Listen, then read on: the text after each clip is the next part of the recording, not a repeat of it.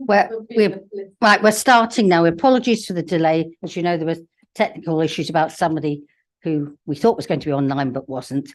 Right. So apologies for absence. Obviously, Councillor Khan, who's away at the moment. Anybody else? No. Tommy Hines online. And we've got Tommy online, and we've got somebody else up there. Who's represented?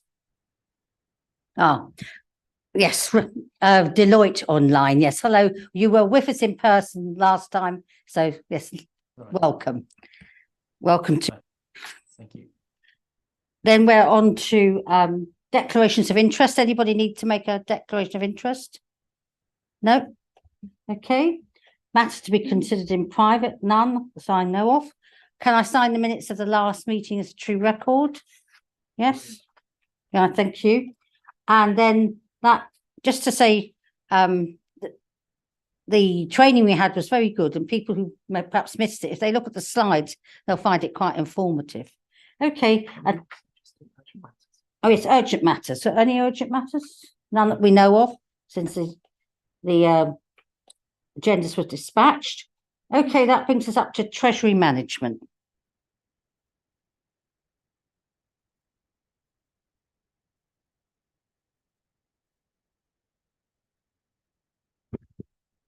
Hello. Well, you've all just had a training on Treasury Management. This is our mid-year report, just updating on the activities for the period. There is nothing that I need to highlight. Our investments stand at about 547.2 million, and our borrowing has gone down slightly because we've paid some debt of 3.3 million. Treasury management was conducted within the confines of all the permissions that we have. So there's nothing for me to highlight, unless you've got any questions at the moment. Any of the panel want to ask questions, or anybody online? Yes, go ahead, Tommy.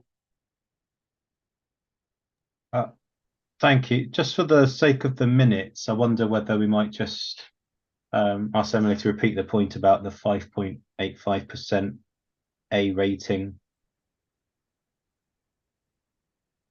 Emily? Yes, thank you.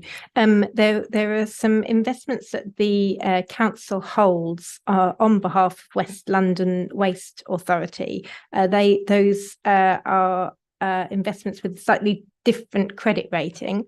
The discussion that we just had in the training was that we have an agreement with West London Waste either to merge their funds with ours as we invest, or they can specify the investment that they would like us to make on their behalf.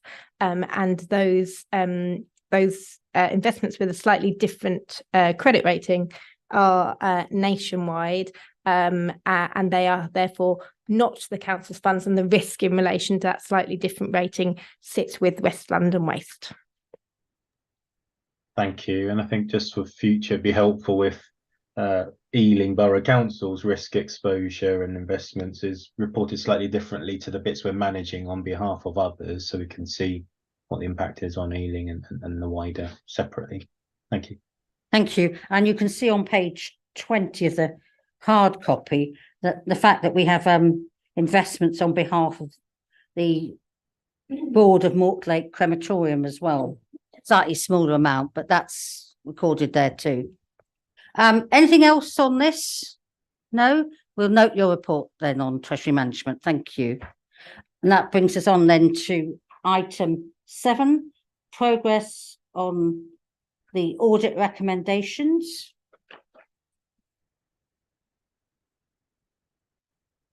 Yes, so just to present an update on the progress of Deloitte's draft recommendations, which are in the ISA 260 for 2021 and 21-22.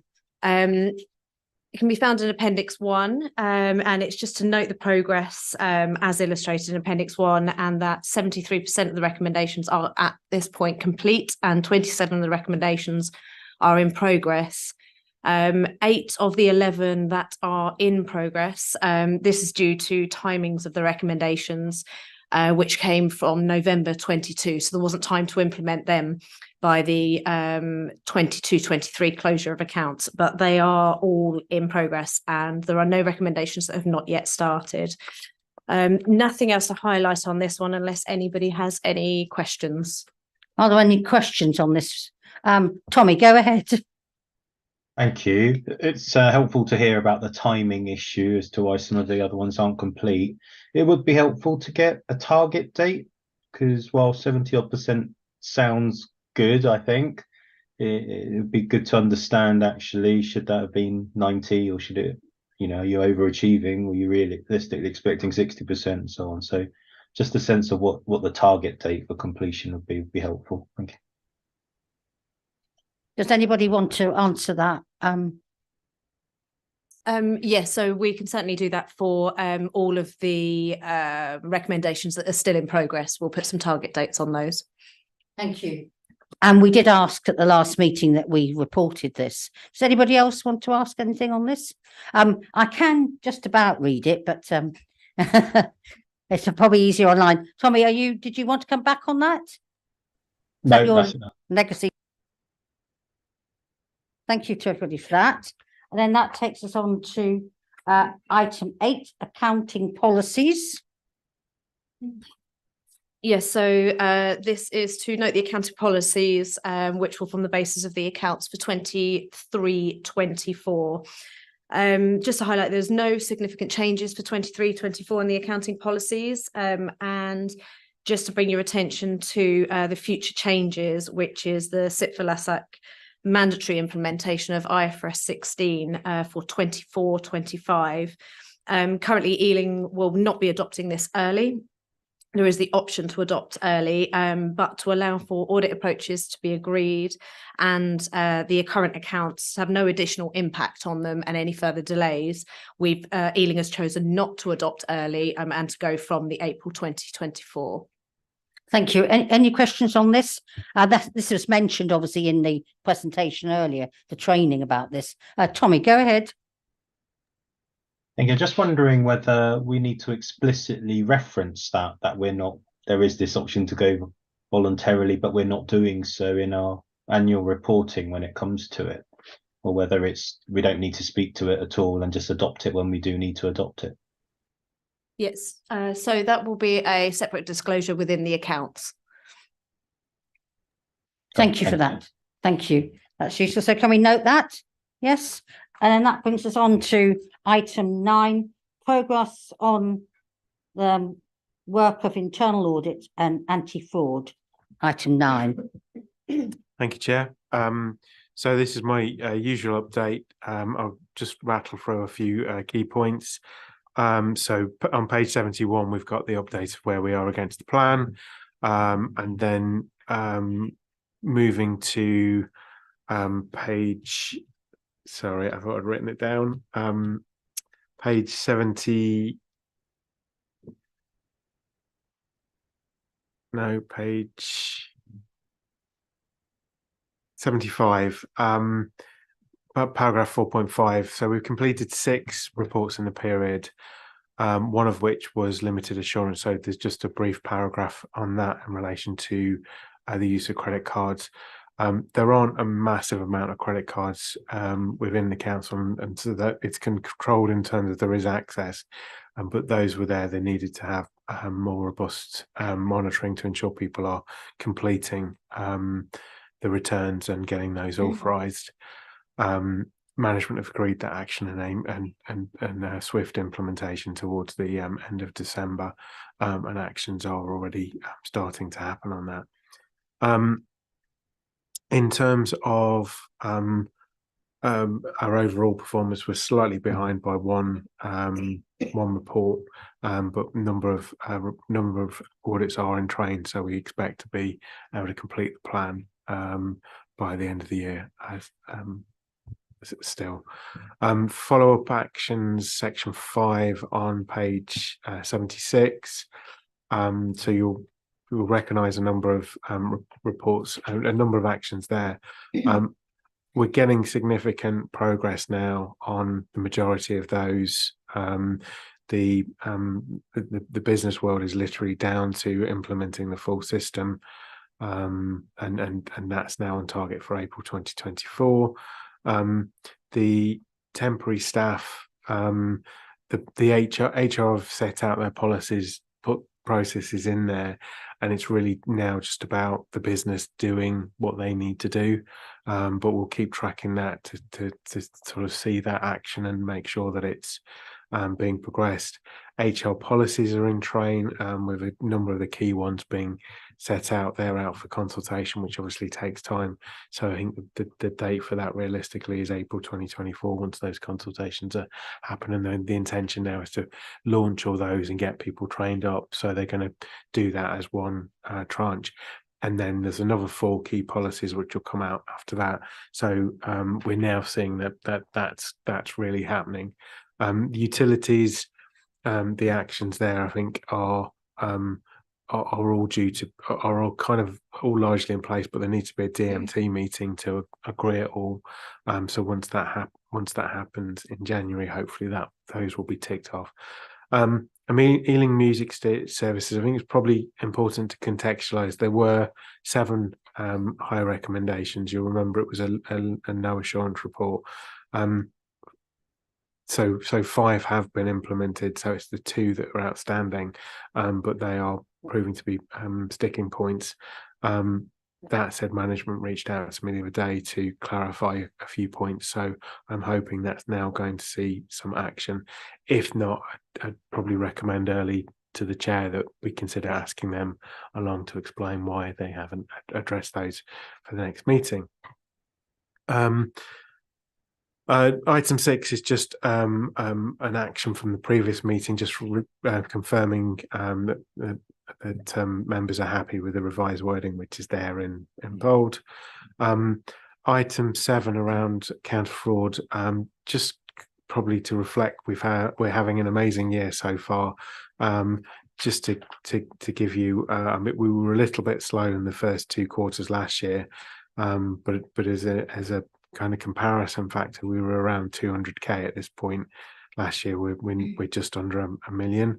A lot of the proactive work is which is where we go out looking for fraud and targeting it through the NFI and through waiting list, and those type of projects has had a really valuable impact. We've taken 36 people off the waiting list, which is really important preventions to try and ensure that valuable asset is protected for those with a genuine need.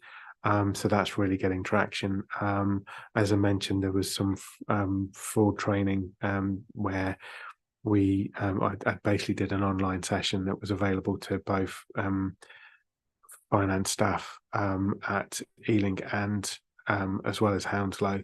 That went really well, and we had some really positive feedback, and people were kind of going away and thinking about some of the frauds that we talked about and some of the controls and reiterating why those are so important. So we actually managed to get 100 people, not the 70 were reported, attend those 2 sessions in that week, and it's something that I'll look to roll out to other services as a result of that and the feedback.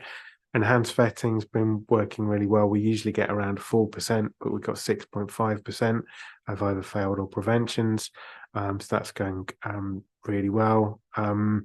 So yes, if fraud can be a good news story, you know, it's something that does happen in an organisation of this size and nature. So the fact we're getting in there and preventing a lot of it is really positive results this year. So any questions? Are there any questions to Mike? Very full report. Thank you. Tommy, go ahead. Thank you. Thanks for that, Mike. And if I could start on page 71, 72, the audit plan update. There's a couple of audits in there where, for understandable reasons, they've been deferred. And forgive me if we've covered this in the last meeting, but I don't quite recall. Were there other audits that have come in to replace those that have been deferred? I'm just thinking about how the all that extra time that you've now got is being allocated elsewhere, really? Is it going into existing audits, or is there something else that's moved up the priority? So we look at stuff. Usually we get some requests during the year. So I kind of don't necessarily put one straight in. On the HR policies one, what we're looking to do is spend that time on a bit more HR. So we got the HR recruitment and the HR policies. I think what we're going to do is combine that to spend a bit more time going end to end on HR. A simple answer is usually by the end of the year we have reallocated it. But we kind of wait to see, because if we suddenly get a couple of requests or issues rising in quarter four and don't have that capacity, we can't necessarily do them.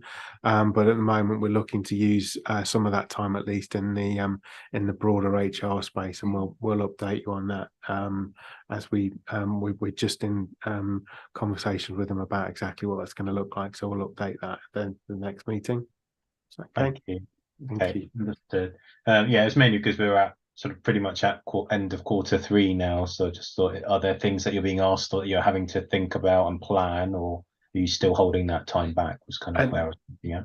Yeah, it's essentially that's the main one is the HR recruitment, which will go across those two, I think, and just being a bit more in depth over some of the HR processes. So that's the plan largely. And on page 80, the National Fraud Initiative, I thought the sort of counter fraud work is a good news success story, which we shouldn't underestimate. But the NFI in particular, just wondering, those bullet points of seeing what's been achieved is great. Can you give us a sense of how much of the sort of caseload that represents? Is that sort of halfway through what's coming through on the NFI? Is that the most of it? And there's a few more to keep adding on. So we tend to target certain reports that we find to be successful. So I mean the blue badges, for example, I think that's pretty much all done. What we do is talk to the service about their list, and they stop and cancel a lot of those, so it kind of prevents the fraud from happening. So it's hard to say exactly where we are against any of those, but we target the ones that we think are most likely to be successful based upon our experiences. So I'd say it's kind of the predominant way through of the stuff that we would tend to look at, if that makes sense. And does it tend to be successful? If you've targeted specific reports, what sort of percentage of success does it represent? I don't know as a percentage. I could have a look at that, but I think there are some reports that tend to be really, really good, and some reports that we find a lot of false positives. I don't know what that is as a percentage, but we kind of use our experience to pick up on those and try and target the ones that are most fruitful. And some of them will pass to kind of services to look at, and other ones aren't so positive. I don't think we've got the percentages, but I could have a look at that for future meetings. Yeah, I mean, it wasn't to get to know the percentage exactly per se, but more, is this an area where more resource should be invested, given if it works well, and is that an endorsement that this committee could perhaps offer if they think that's a fruitful thing to do? So I would say if we thought it was worth spending more resources on it, we would. It's successful, but I think if you see some of the projects that we do, they probably produce bigger and better results than we get from the NFI. But we do like to look at it, because I think every time they do it, it gets better. They refine matches and those kind of things. Probably also worth mentioning, we have subscribed to the National Fraud Initiative Hub, which is a new facility which a number of London authorities are doing, and we're looking at targeting some areas like agency, bringing in the agency data to match it. So that we think is an area of significant fraud risk at the minute. So we're piloting that to try and and target it. So we do have a lot of positives with the NFI, but there are also it's also a national pot. So some of the matches aren't as reliable as some of the stuff that we do in-house and some of the in-house projects. Thank you. Thanks. Are there any other questions? Do you want to comment, Mike, on this year compared to last year? Sorry, in my introduction, I did mention, so we've done 960k this year against, and at the same time last year it was about 200k. So we've had some amazing results this year, and long may it continue, hopefully. Thank you. Congratulations on that. Anything else, anybody? Oh yes, go on, Councillor Mohammed. So the money that has been retrieved, where does it go back? Does it go back directly back to the service that it was investigated? So some of it is notional amount. So if we recover property, for example, what that means is somebody else will be able to allocate that to somebody else. So it's not necessarily a cashable saving, but it's protecting that resource for somebody with a genuine need. So unfortunately, it doesn't necessarily mean a bottom line saving, but it does mean that the council's benefiting as a whole. So we try and identify the notional bit versus the actual bit.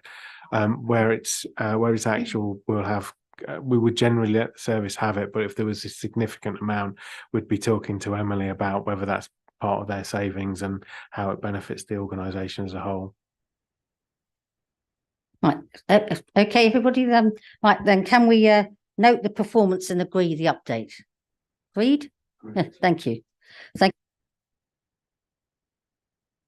Good evening. As well. It might seem like a short meeting, but it wasn't for us because we've been here since 6 o'clock with our training. Slides are questions if you weren't